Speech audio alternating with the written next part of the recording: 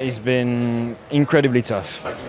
Not a great race to be racing.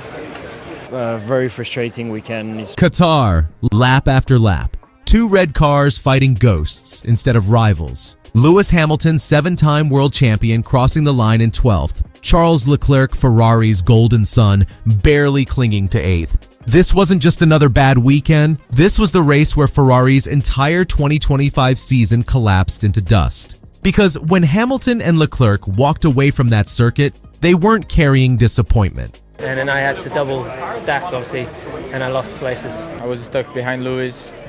Not a great race to be racing. They were carrying rage, the kind of fury that comes when you realize the fight was never real to begin with. The car had already surrendered, the team had already given up, and the championship battle they promised, already over. So here's the question: what did Qatar expose that Ferrari spent all season trying to hide? And why are 2 of the sport's greatest drivers finally done pretending everything's fine? Ferrari arrived in Qatar carrying hope. They were still mathematically alive in the fight for second place in the Constructors' Championship. Hamilton had promised he'd give everything. Leclerc had vowed to push until the wheels fell off. But from the moment practice began, something felt wrong. Hamilton reported instability through every corner, the rear end threatening to snap, the balance shifting unpredictably lap after lap. Ferrari threw everything at it: aero configurations, suspension changes, setup variations across every session. Nothing worked.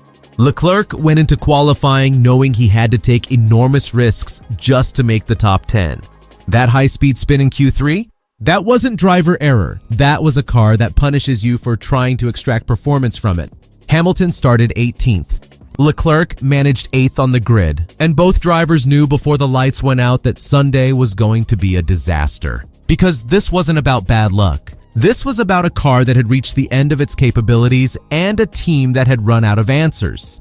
But that was just the start, because what happened during the race revealed something far darker than a slow car. The race itself was agony. Hamilton spent 70 laps wrestling a machine that refused to respond. Stuck in traffic, boxed in by midfield cars, fighting just to keep a Williams behind him. A Williams, he crossed the line 12th, outside the points. Humiliated, Leclerc managed 8th, but only because he drove beyond the car's limit for the entire race. He later admitted the weekend hurt a lot. Unusually emotional words from a driver known for staying analytical under pressure. Ferrari's response?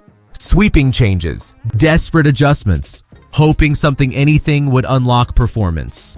It didn't, and here's where the story gets dark. Because Hamilton didn't just criticize the car. He said Ferrari's problems extend well beyond the SF25.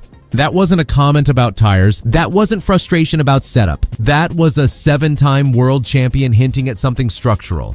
Something broken inside the operation itself. Let's be clear about what happened in Qatar.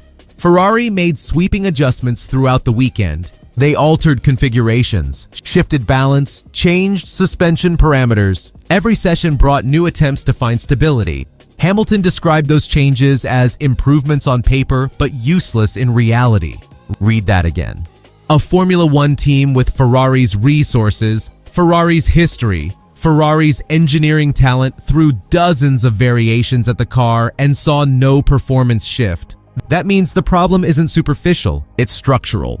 When a car stops responding to adjustments, it means the concept itself is tapped out. The SF25 has reached a ceiling that no amount of setup work can break through. And the evidence was everywhere. Pierre Gasly, driving behind Hamilton, remarked that the Ferrari looks so bad from his cockpit. When a rival driver can visually see your car's instability from another machine, the problem has crossed into public embarrassment. Hamilton's sarcastic reply wasn't disrespect. It was exhaustion. Leclerc's apology to the fans wasn't diplomacy. It was defeat. Because both drivers had finally accepted the truth Ferrari spent all season denying. This car cannot be rescued. Qatar didn't just end Ferrari's weekend. It ended their season. The points deficit to second place is now insurmountable. McLaren and Red Bull are too far ahead, the performance gap too wide. The SF25 structural flaws too deep to fix before the championship closes. Ferrari officially lost the fight for P2 in the Constructors' Championship not because of bad luck, but because the car simply isn't competitive. And that reality is what's driving Hamilton and Leclerc's fury. They pushed harder than the car deserved. They took risks no one should have to take. They fought battles that shouldn't exist at a team with Ferrari's legacy. And they finished nowhere. Hamilton pointed out they were struggling just to keep a Williams behind. Leclerc admitted, the car's behavior this weekend can't be explained purely by shifting development to 2026. That admission is massive, because Ferrari stopped upgrading the SF25 early to focus on next year's car. But both drivers are now saying that excuse doesn't explain the magnitude of what went wrong in Qatar. The instability, the unpredictability, the complete lack of grip and rear-end stability, those aren't symptoms of abandoned development. Those are symptoms of fundamental aerodynamic flaws, issues with load distribution, platform control, and mechanical integration that have been there all along. This wasn't just a bad weekend. This was the moment Ferrari's 2025 concept was exposed as fundamentally flawed. And now, the only path forward is rebuilding everything that failed this year. So, where does Ferrari go from here? Scenario 1.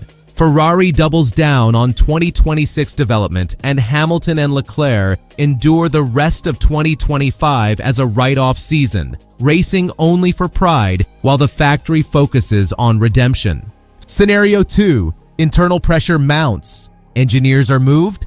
Structures are questioned. Ferrari enters the offseason facing uncomfortable truths about why two world-class drivers couldn't extract performance from a car built for them. Scenario 3. Hamilton and Leclerc's frustration becomes the turning point Ferrari desperately needs. Because when drivers of this caliber reach their limit, it becomes impossible for the team to hide behind excuses. One thing's certain, Qatar wasn't just another race. It was the symbolic end of Ferrari's 2025 ambitions. But here's what we still don't know. Can Ferrari rebuild fast enough to give Hamilton and Leclerc a car worthy of their talent in 2026? Or will the same structural issues that killed the SF25 follow them into next year's project? And most importantly, how long can two drivers of this caliber accept finishing nowhere before something breaks? If you made it this far, you already know this season's not about who's fastest. It's about who survives the frustration. So tell me, is Ferrari's 2026 car the redemption story we're all hoping for? Or is this just the beginning of a longer nightmare?